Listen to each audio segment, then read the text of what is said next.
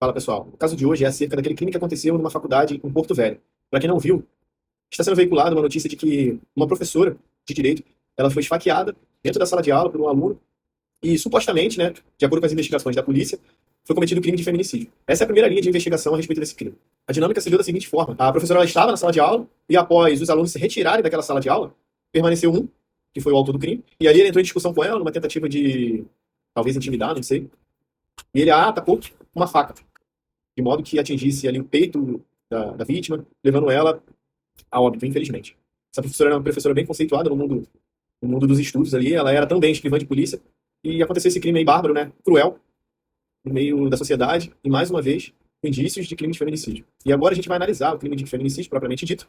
Ele é um crime que ele tem tipificação penal, previsão legal, no artigo 121A do Código Penal, e as questões de feminicídio, elas adentram ali quando há o crime praticado por motivação de violência doméstica contra a mulher, né? Violência familiar, doméstica familiar, bem como o menosprezo ou discriminação à condição de mulher, que é quando o cara ele age ali com aversão, ódio, objetificação, ele trata a mulher com sentimentos de posse, ele não aceita o término do relacionamento e etc. Essas situações que vocês já estão acostumados a ver na mídia.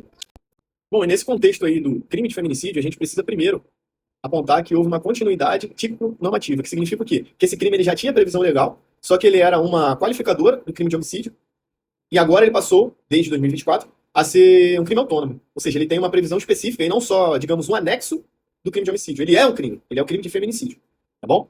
E dentro do crime de feminicídio, tem também outras questões que agravam a pena ali, aumenta a pena. É importante mencionar que esse crime de feminicídio ele é o crime que tem a pena mais grave, ou seja, a quantidade de anos que você pode ficar preso é a maior do Código Penal, que vai de 20, inicialmente, a 40 em regime fechado, ou seja, a cadeia, não tem jeito.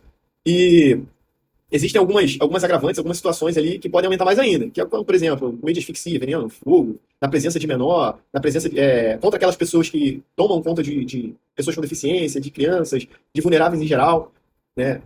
A traição, a emboscada, meio que dificulte a resistência da vítima, que eu acredito que dentro na análise desse crime, esse método foi praticado contra essa professora, porque o cara estava com uma faca, ele pegou ela desprevenida, apesar dela ser policial, porque o cara ele atacou a professora de modo que ela nem esperasse, porque foi um motivo totalmente banal. Foi questão de nota ali, eu acho que 0,3.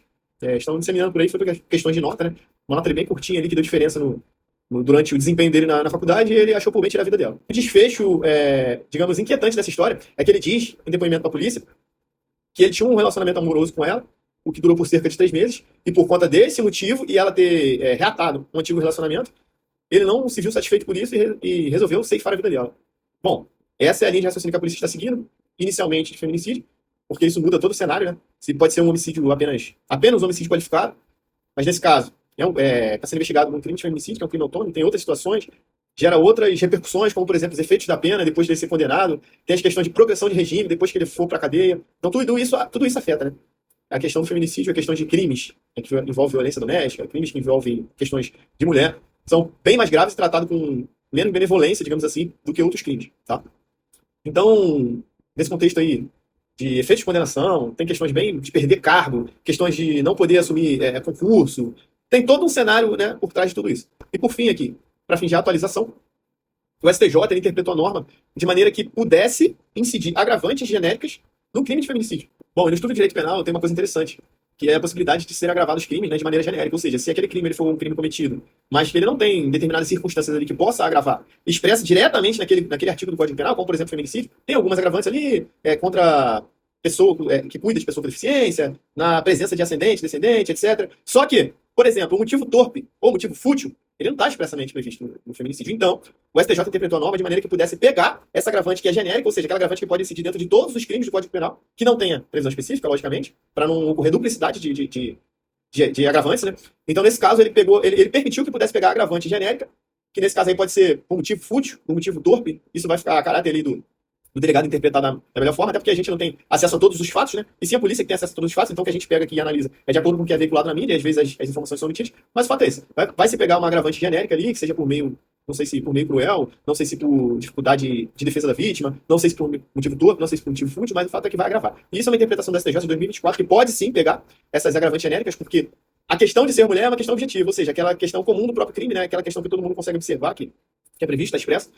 E ela pode, juntamente, basear uma condenação com uma questão de circunstância subjetiva, que é justamente esse motivo intrínseco à pessoa. Ou seja, a subjetividade do cara, o porquê que ele fez o crime, o que estava na cabeça dele que motivou ele a fazer. Então, uma maneira fútil, por exemplo, né, um motivo fútil que estava na cabeça dele, por causa de uma nota de 0,3, ele resolveu matar essa pessoa. Então é isso. Esse crime é um crime bárbaro, totalmente repugnante, mas que tem acontecido muito.